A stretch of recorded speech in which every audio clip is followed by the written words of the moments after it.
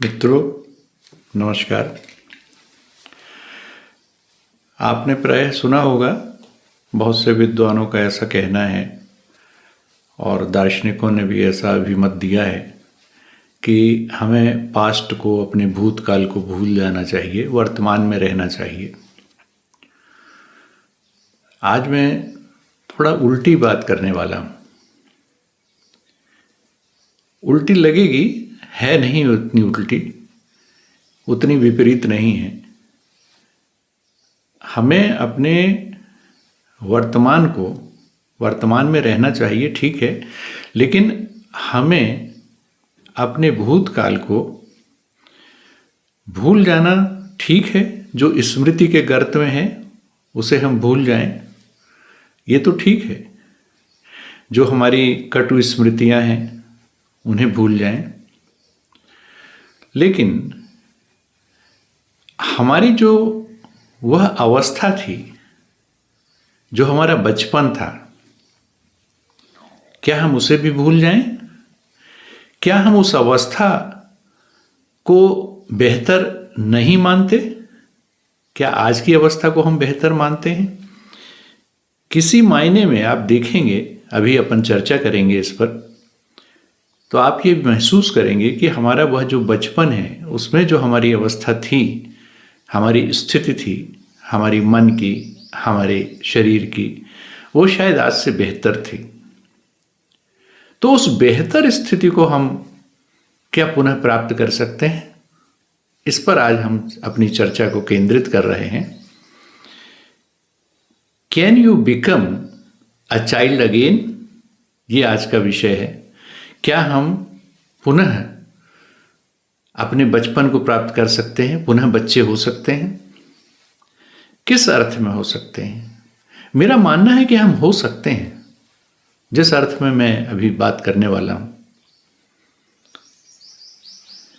मैं आपको एक उदाहरण देकर के अपनी बात को प्रारंभ करूंगा। मैंने एक दिन अपने बचपन में आम खाया, पका हुआ आम, बहुत स्वादिष्ट लगा, बहुत आनंद आया, बड़ा मजा आया। उसको खा करके मेरी आत्मा तृप्त हो गई, बहुत ही अच्छा लगा। उसकी स्मृति मुझे अभी भी है, बहुत अच्छा लगा था। पहला पका आम खाया था।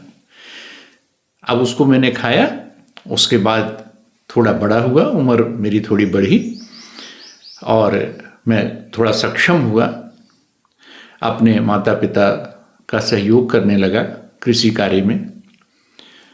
मैंने उसकी गुठली को लगा दिया, वहीं बो दिया और उससे एक आम का पेड़ निकला।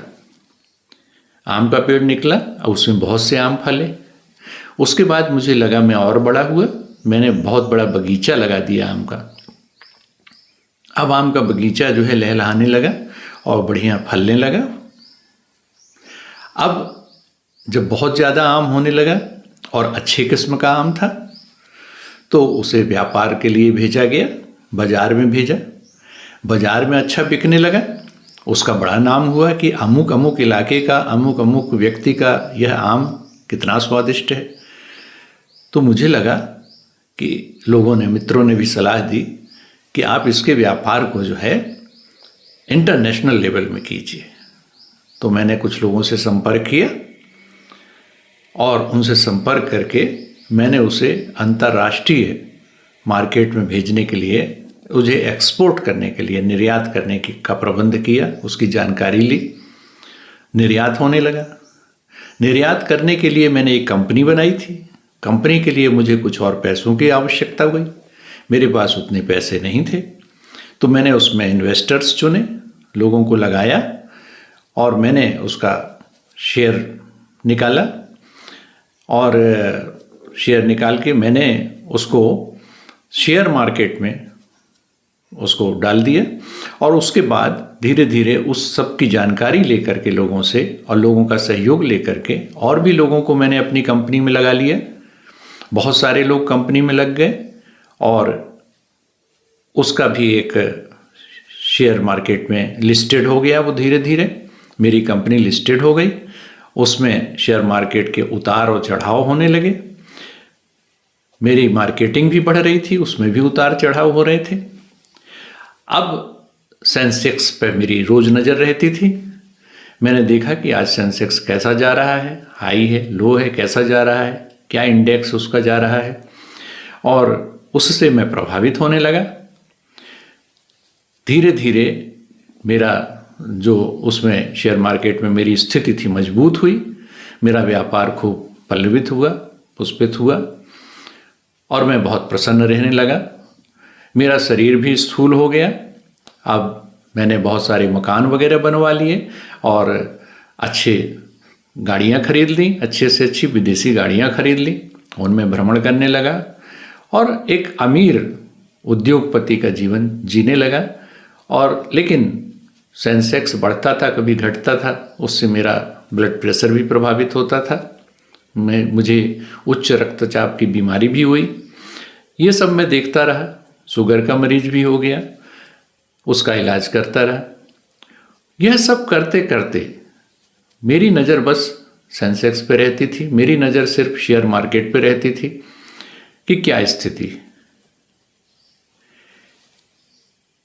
अब सोचिए, इसी दौरान किसी ने आकर के मुझसे पूछा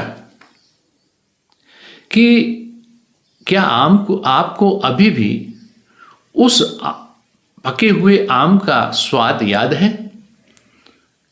मैं तो उस स्वाद को भी भूल गया था, मैं तो उस आम को भी भूल गया था, मैं तो आम को ही भूल गया था, आम के पेड़ों को भूल गया था, आम के पेड़ के बगीचों को भूल गया था।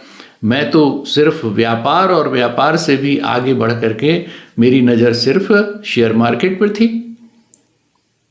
मेरा तो ध्यान उसी पर केंद्रित था। मेरे चिंतन का, मेरे मनन का, मेरे जो भी विचार है उसका क्रम सिर्फ उसी के इर्द गिर्द घूमता था। आम तो हो गया गायब और आम का स्वाद वो तो पता नहीं कहाँ गया, समाप्त हो गया सब। इस तरह से हम अपने बचपन को भूल करके बड़े हो जाते हैं।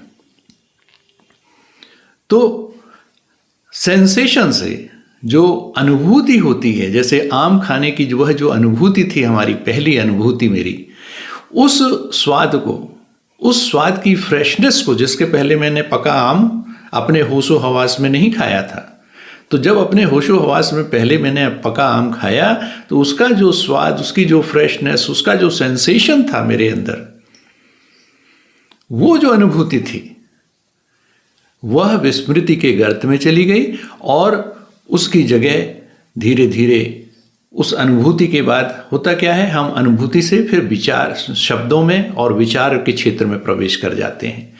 फिर जब शब्दों और विचार के क्षेत्र में प्रवेश कर जाते हैं तो शब्द, आपकी अनुभूति बदल जाती है विचारों में, और विचारों में फिर विचारों की उठापटक चलती है, विचारों का कोलाहल चलता है, विचारों का द्वंद्व चलता है, विचारों का तर्क चलता है, तर्क युक्तियां चलती हैं, आप लॉजिक करते हैं, तरह तरह की बातें करते हैं। जैसे आप देखें, और भी मैं आपको एक उदाहरण देता हूं, आप धर्म के क्षेत्र में देख लें। ईश्वर की अनुभूति, आपको, हमें सभी को ईश्वर की अनुभूति होनी चाहिए। ईश्वर अनुभूति का विषय है। जैसे पका हुआ आम स्वाद का, खाने का विषय है, आपके स्वादेंद्रिय का विषय है, इसी प्रकार ईश्वर अनुभूति का विषय है।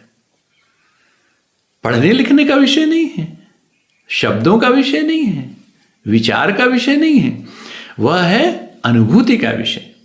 अब उस अनुभूति, जो चेतना में वह अनुभूति होती है, उसमें उसे हम ना करें और उसके विषय में विचार करने लगे, ईश्वर विषयक विचार।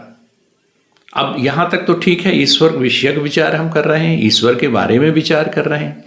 धीरे धीरे यह विचार धीरे धीरे जाता है कि विचार वैभिन्न में आ जाता है कि एक व्यक्ति ऐसा विचार कर रहा है, दूसरा व्यक्ति ईश्वर के बारे में दूसरे ढंग से विचार कर रहा है, तीसरा तीसरे ढंग से विचार कर रहा है। अब हम आ जाते हैं कि विचारों में समता तो नहीं है, वैषम्य है, तो क्या किया जाए, फिर भी है तो ईश्वर के बारे में। तो चलिए सर्वधर्म समभाव की बात करें कि सभी धर्म संभावना से देखे जाएं। उससे भी आगे चले जाते हैं, हम कहते हैं नहीं, धर्मनिरपेक्षता की बात करेंगे। हम ऐसे राज्य की कल्पना करेंगे जो धर्म से निरपेक्ष हो। चलिए, धर्मनिरपेक्षता की बात आ गई। अब धर्मनिरपेक्षता की बात आई, अब कोई धर्मनिरपेक्ष राज्य है, कोई धर्म को मानने वाला राज्य है, कोई धर्म पर ही आधारित राज्य है और कोई धर्मनिरपेक्ष है। दोनों के बीच युद्ध हो गया, क्योंकि दोनों की आइडियोलॉजी अलग अलग है। दोनों के बीच युद्ध हुआ तो युद्ध की विभीषिका की बात होने लगी, और लड़ते लड़ते स्थिति आई कि दोनों देशों की आर्थिक स्थिति प्रभावित होने लगी।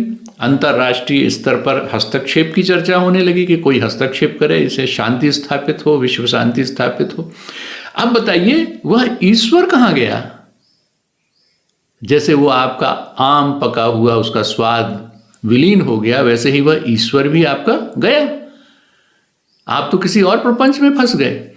ऐसे ही हम अपने बचपन को भुला करके धीरे धीरे प्रपंचों में अपने विचारों के माध्यम से और विभिन्न प्रकार के प्रपंचों में फंसते फंसते फंसते और मूल वस्तु को, मूल जो हमारा विषय है उसको हम भूल जाते हैं। मूल जो हमारी अनुभूति है उसे हम भूल जाते हैं।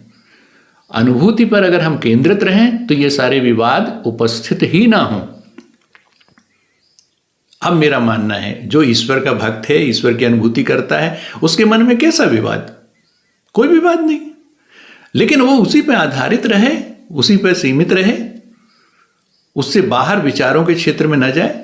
अब वो विचारों के क्षेत्र में जाएगा, फिर वस्तुओं के क्षेत्र में जाएगा। अब सेंसेशन से तो वो बाहर निकल गया। तो हमें अपनी अनुभूति के दायरे में पुनः लौटना है। ये मेरे कहने का तात्पर्य है। अपने बचपन को फिर से पुनर्जीवित करने के लिए, फिर से हम बच्चे बन सकें, फिर से हम उस अनुभूति में, उस प्राथमिक जो हमारा सेंसेशन है उसमें लौट सकें, तो उसकी जो फ्रेशनेस है, उसकी जो ताजगी है और वह जो निर्विवाद स्थिति है, जो साक्षात अनुभूति की स्थिति है, उस अनुभूति का हम जब पुनः अनुभव करेंगे, उसे पुनः याद करेंगे, तो निश्चित तौर पर हम एक नया जीवन, अपने इस पुराने जीवन को नयापन दे सकते हैं। होता क्या है कि देखिए, हमारा मनोदैहिक अस्तित्व है। तो आपने सुना होगा, आप सभी इसको देखते भी होंगे कि चिकित्सक बोलते हैं कि आपकी धीरे धीरे आपकी मांसपेशियों में कड़ापन आ जाता है, रिजिडिटी आ जाती है, आपकी नस नाड़ियाँ कड़ी हो जाती हैं, रक्त प्रवाह आपका प्रभावित हो जाता है, आपकी फ्लेक्सिबिलिटी, जो आपकी सुनम्यता है देह की, वो नष्ट हो जाती है। वह धीरे धीरे धीरे धीरे, और हम वृद्ध होते हैं, धीरे धीरे मृत्यु के दरवाजे तक पहुंच जाते हैं। क्या ऐसा ही हमारे मन के साथ तो नहीं हो रहा? क्या हमारा जो अंतर्मन है, जो हमारी अंतर चेतना है, उसके साथ भी ऐसा तो नहीं हो रहा? इसे देखने की जरूरत है। क्या हम अभी भी उतने सुनम्य हैं जितने बचपन में थे? क्या हम आज भी कोई नई चीज सीखने के लिए उतने ही तत्पर हैं, उतने ही उत्सुक हैं, उतने ही जिज्ञासु हैं जितने हम बचपन में थे? नहीं, बल्कि हमें अब हमारा सीखना तो कहीं दूर चला गया। सीखना तो हम भूल चुके, सीखना और नए अनुभव करना तो हम भूल चुके। हम तो अपने, अगर कोई अनुभव होता भी है हमें, तो हम उसे विचारों के, जो हमारा एग्जिस्टिंग दायरा है, जो हमारा विचारों का अपना दायरा है, जो हमारे अंदर बना हुआ है, जिसमें पूर्वाग्रह भी हैं हमारे, जिसमें हमारी मनोग्रंथियां भी हैं, उन सब के दायरे में, उनके परिप्रेक्ष्य में हम उस अनुभूति को लेते हैं और उस अनुभूति के विषय में विश्लेषण करने लगते हैं। तो वो अनुभूति का मजा तो हम ले ही नहीं पाते। एक तो हम वो फ्रेशनेस अनुभूति की अनुभव नहीं करते, और जब उसे करते भी हैं तो उसके मौके बहुत कम आते हैं। जैसे बचपन में आते थे वैसे नहीं आते। तो इसका कारण क्या है? क्या हमारा मन भी उसी तरह से देह के समान रिजिड तो नहीं हो गया? क्या हम सुनम्य नहीं रह गए?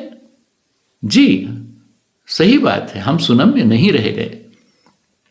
हम किसी भी नए अनुभव के लिए तैयार नहीं हैं। हम उसे विचार के दायरे में ले जाते हैं, तुरंत विचारों के दंगल में पटक देते हैं और वहाँ ले जा करके और वहाँ हम उससे कुश्ती लड़ने लगते हैं और हम अनुभूति से बहुत दूर हो जाते हैं।